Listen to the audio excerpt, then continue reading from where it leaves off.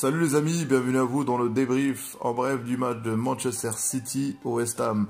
Si vous n'êtes pas abonné, abonnez-vous, commentez, likez. Si vous êtes nouveau sur ma chaîne, c'est une chaîne de football, c'est une chaîne qui débriefe les matchs européens en général. Donc les amis, n'hésitez pas à vous abonner pour avoir des débriefs. Place au débrief. Les amis, que dire? Le match, on va dire, déjà une première mi-temps, on va dire, avant le but, assez dominé par Manchester City, mais il n'y avait pas vraiment des occasions, parce que West Ham avait bien vraiment bloqué au niveau pour pénétrer le centre. City avait l'habitude de combiner, par exemple, De Bruyne ou Gundogan qui combine, qui essaie de pénétrer le centre de la défense. Donc ça, c'était bloqué. La solution, c'était sur le côté, c'est éventuellement des centres. Et c'est pour ça que je pense qu'il y a eu la titularisation de Agüero, pour lui redonner peut-être confiance et pour avoir aussi éventuellement il y a Walker qui a été titulaire aussi, donc pour recevoir des centres et peut-être mettre une tête, bref.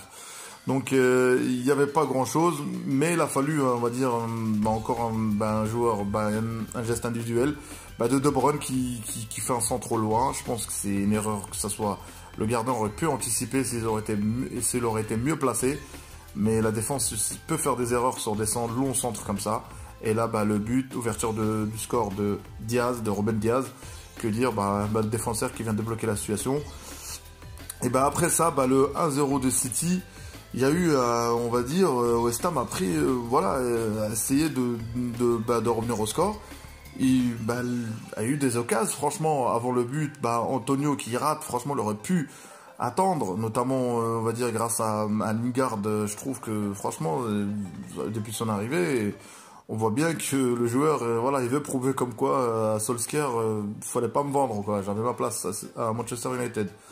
Donc, Antonio, il rate la première occasion et la deuxième, c'est la bonne, c'est le 1 partout et c'est mérité sur le dernier quart d'heure de la première mi-temps. Donc, 1 partout. Une deuxième mi-temps, c'est reparti pareil, City qui domine, là, sur au niveau de la possession, au niveau. Mais il n'y avait pas d'occasion vraiment, ça renronnait parce que West Ham avait vraiment bloqué, franchement. Et Agüero, il n'arrivait pas non plus, donc on peut le pardonner, il revient de blessure, donc la profondeur, il avait du mal en tout cas. Et il aura fallu, franchement, Mahrez qui débloque la situation, franchement, c'est pas la première fois qu'il fait ça, notamment aussi contre Arsenal, pareil, Sterling, le centre pour Sterling, il fait pareil, il repart et après il revient, il recentre, et ça c'est difficile pour une défense de contrer ça, parce que le joueur au dernier moment décide de revenir et je pense que les joueurs et là on voit bien la maturité des joueurs de City en général, de Mahrez, c'est qu'il y a autrefois il aurait pu essayer de chercher la solution solitaire, d'essayer de mettre le but, mais non, on essaie le collectif. Et qui, pour le but de City, le deuxième but de City, on voit Stone qui est dans la surface de réparation de West Ham. Et en sachant qu'il y a au moins 9 joueurs de West Ham, et le but, et c'est là où on voit la philosophie de Guardiola, ça veut dire quand on perd le ballon, on reste toujours en haut, et on redescend pas, c'est pas tout le monde descend, et du coup, ça profite, aujourd'hui, on va dire merci à la défense, et ça, c'est bon signe pour Guardiola, parce que si tes défenseurs te débloquent des matchs, et t'as des joueurs aussi, que ce soit De Bruyne ou Mahrez, individuellement, te trouvent des solutions pour marquer, éventuellement pour mener.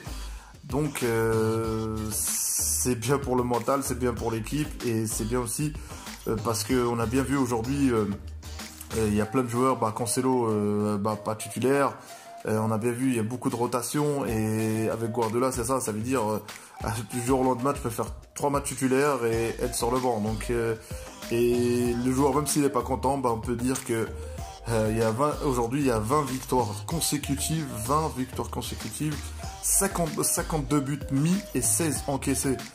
Donc là, c'est le chiffre, ça parle. Donc, et je pense que c'est aussi pour contrôler le groupe. On a bien vu aussi le Brésilien Fernandinho qui était presque sur la sortie et on voit qu'il revient. Quand il joue, il est titulaire. Et chaque joueur, quand il est titulaire, il veut garder sa place. Donc c'est des performances en tout cas. Donc voilà, que dire, cet entraîneur, Guardiola, faut dire, c'est un grand entraîneur. La majorité des joueurs qui ont joué avec lui et ils ont été entraînés par lui, ils vous disent tous que ça reste malgré tout un grand entraîneur, notamment Eto'o pour lui, c'est le meilleur entraîneur, c'est Guardiola. Donc voilà, encore une victoire, 90% le championnat anglais est pour City. Donc je pense qu'il va se concentrer vraiment sur la Champions League. Et notamment, on a bien vu la titularisation de Agüero. Et je pense qu'il va faire participer tout le monde pour éventuellement, et c'est vrai, la Champions League, pour gagner la Champions League, il faut faire participer tout le monde. Notamment, si vous avez bien vu le Real Madrid, que ce soit avec Bale, que ce soit avec... Bah bref, il y a des joueurs qu'il faut les mettre... à un moment donné, ils peuvent te débloquer un match. Les amis, merci d'avoir écouté ce débrief. Si vous n'êtes pas abonné, abonnez-vous, commentez, likez. À un prochain débrief, les amis.